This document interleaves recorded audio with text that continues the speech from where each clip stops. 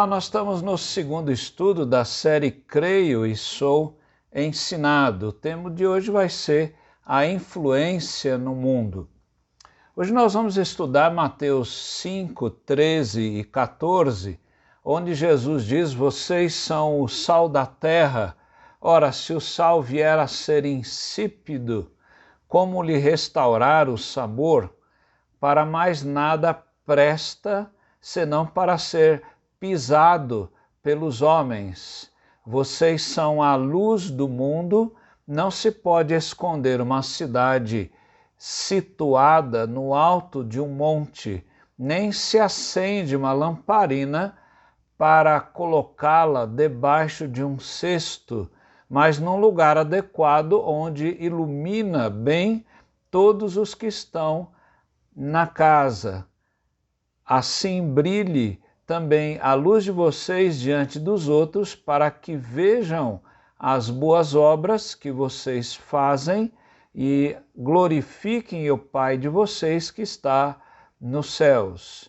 O que é que Jesus está querendo dizer com estas palavras? Ser sal e ser luz, para que as pessoas vejam as nossas obras e glorifiquem o nosso Pai que está nos céus. Antes de tudo, se você não é inscrito neste canal, faça a sua inscrição e ative o sininho para ser avisado de futuras publicações. Só para entender os termos aqui, quando Jesus usa a palavra lamparina, não é? Lamparina é uma lamparina de azeite, não é? Que era usada ali na Palestina. Existem 3 textos aí que vão colocar isso: Marcos 4, 21, Lucas 8, 16 e Lucas 11, 33. Mas o que é colocar uma lamparina debaixo de um cesto, né? Na verdade, a palavra original usa a palavra vaso, a palavra módios, né?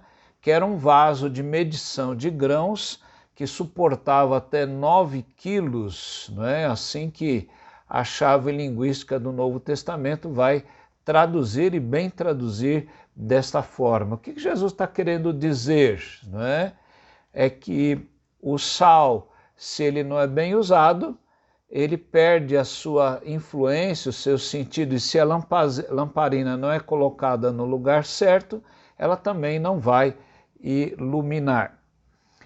Veja que o caráter e o regozijo dos cidadãos do reino foram descritos nas bem-aventuranças, naqueles textos onde Jesus diz abençoados são ou bem-aventurados são, e ele vai descrever tudo isso. Veja que Mateus destaca, como Yarbrough vai definir muito bem, Jesus está destacando que o nosso Salvador veio servir especialmente os gentios, porque os gentios, além dos judeus, têm um lugar central no reino de Deus. Veja que Jesus faz uma aplicação aqui de 2 figuras que são introduzidas, ser sal e ser luz, que na verdade é o inverso da última bem-aventurança, ou seja, essas figuras mostram o inverso do que esta última bem-aventurança final de Mateus 5,11 está dizendo: abençoados serão vocês quando por minha causa os insultarem, perseguirem e levantarem todo tipo de calúnia contra vocês. O que é que o nosso Salvador está pontuando aqui nestes versículos de ser sal e ser luz? Primeiro, Jesus pontua a influência de você como um cristão, ou se ainda não é um cristão, mas tem valores cristãos pelo país que nós herdamos, que teve a sua origem cristã, católica romana, mas mal ou bem ela deixou alguns valores aqui no mundo, né? Então veja que Jesus está pontuando a influência dos discípulos na sua vivência nesse mundo. Em Mateus 5,13, Jesus diz: vocês são o sal da terra. Ora, se o sal vier a ser insípido, né? Como lhe restaurar o sabor para nada mais presta senão para ser lançado fora e pisado pelos homens. Veja que esse assunto também foi retratado por outros dois evangelistas. Marcos 9,50 diz: o sal é bom. Quer dizer, você ser uma pessoa criada por Deus, isso é bom.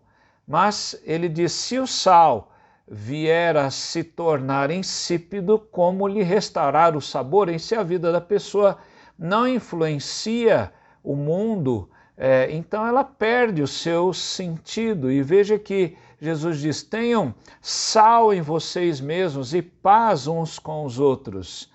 Em Lucas 14, o evangelista Lucas 14, 34 e 35, ele diz: certamente o sal é bom, mas se o sal se tornar insípido, como lhe restaurar o sabor? Não presta mais nem para a terra, nem para o monte de estrume. Lançam-no fora. Quem tem ouvidos para ouvir, ouça. O sal, quando perdia o seu sabor, ele era jogado na estrada para que matasse o mato, né? O sal, ele mata as plantas, né? E ele era jogado nas estradas romanas e eram pisados pelas tropas dos romanos, né? O que é que Jesus está querendo dizer com isso? Quem tem ouvidos para ouvir, ouça, né? Veja que o sal, ainda que tenha boas características, como a sua brancura, o sabor, o aroma, o poder preservativo e outras, de nada serve se ele não for usado adequadamente na comida, no preparo dessa comida, ou então na conservação de alguns alimentos. Embora ele combata a deteriorização e haja secretamente, ele quando se torna insípido, né, ele deixa de salgar, ele perde o seu objetivo. O que ocorre é que substâncias estranhas se agregam a ele e lhe tomam a serventia.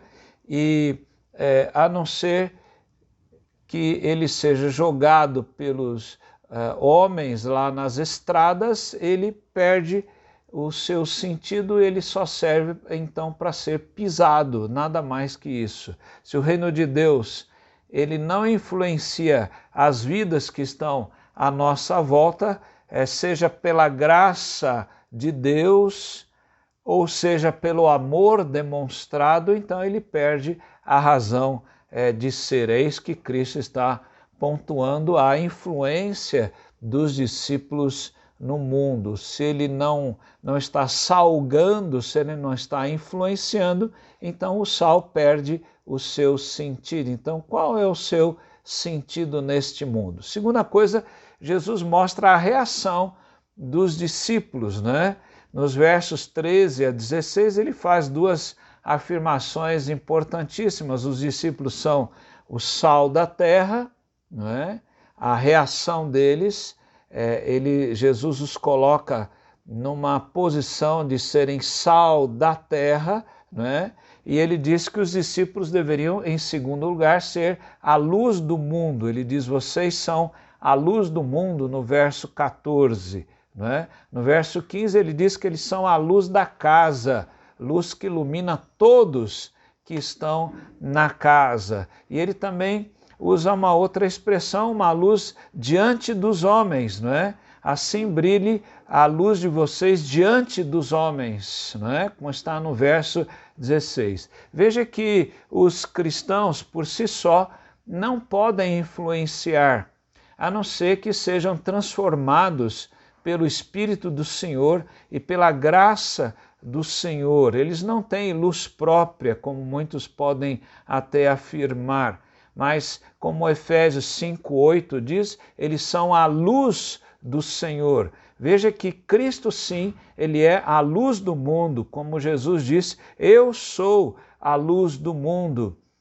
Quem me segue nunca andará em trevas, mas terá a luz da vida. João 8,12, Jesus falou sobre isso. Eu sou a luz do mundo. A reação dos discípulos é imitar o Mestre. Por isso que William Hendrickson diz que se a nossa conduta não corresponde ao nosso chamamento, então nossas palavras terão pouquíssimo valor. Se aquilo que eu faço não está influenciando as pessoas, o que eu vou falar, isso tem pouco valor. Então, assim, o que você poderia fazer para influenciar esse mundo? Mostre através da sua conduta e através das suas palavras a influência daquilo que você crê em Jesus na sua vida cotidiana, no dia a dia.